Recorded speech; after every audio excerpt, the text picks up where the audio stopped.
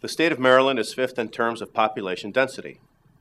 Currently, this state, approximately the size of the country of Belgium, is home to 5.6 million people. Between 1980 and 2000, the state's population increased by 25%. During that same period, asbestos disease accounted for over 1,000 deaths in that state. Roughly 2 people in 10,000 succumbed to asbestos disease, over half of whom were in the Baltimore area. This figure is somewhat higher than the nation at large. It is also noteworthy that over 60% of these fatalities were due to asbestosis rather than mesothelioma. The latter is a rarer condition that is invariably fatal. Most patients diagnosed with mesothelioma die within 18 months of diagnosis. Asbestosis, while far more common, is also not usually immediately fatal if diagnosed before the disease has reached an advanced stage. The difference may be due to a number of factors, including failure of the U.S. healthcare system. A large number of uninsured people without access to healthcare may go undiagnosed. Another reason may lie in the type of asbestos to which workers are exposed. Chrysotile, which is softer and curly, and amphibole, which is relatively hard and spear-shaped, are equally deadly. The difference between the two lies not in toxicity, but rather in degree. Amphibole asbestos tends to act faster in causing the kind of cellular mutation that leads to the development of cancer. Studies.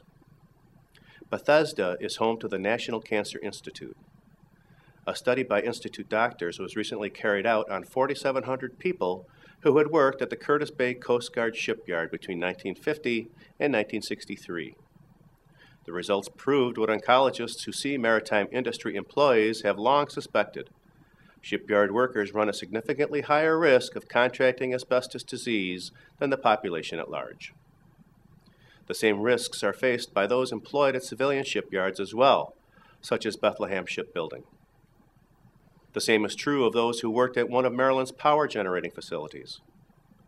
Results of a study by doctors in Puerto Rico, presented in November of 2007, showed that 13% of all chest x-rays taken of power plant workers displayed some type of anomaly.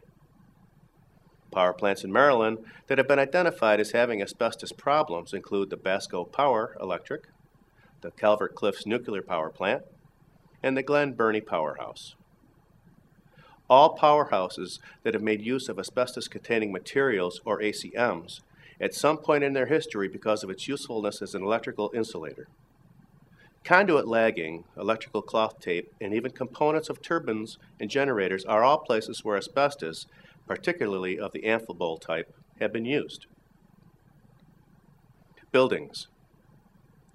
Superdur Manufacturing was a company that made products from asbestos cement, a substance consisting of Portland cement and various types of asbestos fibers, primarily chrysotile. It is likely that some of these products found their way into the construction of the University of Maryland Stadium, which has been yet another problem location. Locations. Asbestos fatalities were substantially lower in Maryland's rural areas, but still higher than comparable parts of the nation. The lowest rates of asbestos disease were in Garrett, Kent, and St. Mary's counties, in which there were only 3 asbestos-related deaths during the 20-year period prior to the year 2000. Legal resources in Maryland. A search through the Maryland Federal District Court cases for asbestos-related personal injury lawsuits brings up a list of 12 recent lawsuits from 2006 and 2007. It should be noted that about half of the lawsuits were not individuals suing corporations or companies, but rather companies' petitions for removal from asbestos litigation. Maryland is ranked 16 in the U.S. for mesothelioma cases. With a mesothelioma mortality rate of 12.52 per million, Maryland has accrued mortality rank of 24 in the country. Among the sites that have been identified as having high asbestos exposure risk are Nuclear Power School in Bainbridge, Curtis Bay Coast Guard in Baltimore, Basco Power Electric in Basco, the University of Maryland Stadium in College Park, Glen Burnie Powerhouse in Glen Burnie, Luke Paper Company in Luke, Calvert Cliffs Nuclear Power Plant in Lusby, and Bethlehem Shipbuilding in Sparrows Point. Anyone who has spent time in these areas will want to be checked by a physician and will want to keep track of any unusual symptoms. It is important to keep in mind, however, that these may not be the only sites in the state which may have exposed workers and visitors to asbestos. In Maryland, lawsuits arising from asbestos exposure are far from rare. In July of 2007, 3 families were awarded $3.97 million in what attorneys predict will be the first of hundreds of like cases.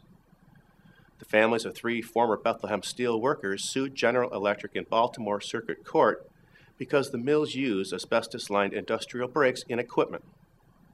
The 3 men named in the lawsuit passed away from lung cancer before the case was brought before the courts.